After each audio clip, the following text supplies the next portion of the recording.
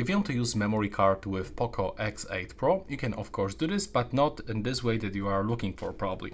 So we have to get this adapter that will allow us to input that card over here. So let's do this right now. You can purchase almost any adapter with USB-C end. And now we have to go into the settings, go to the additional settings. Now you have to enable OTG connection.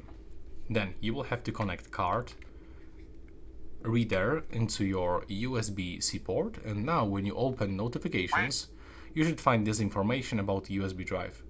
And take a look here, you can find everything that is saved into your memory card.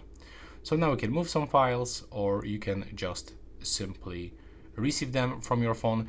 If I want to, for example, transfer this file into my phone, I have to select, I have to move, and click on the internal storage. Now I'm gonna put it, for example, into the downloads.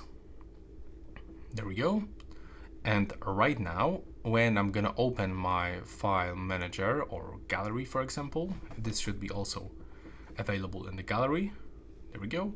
I can, for example, set this as a wallpaper by clicking over here. Set as a wallpaper. There we go. Thanks for watching.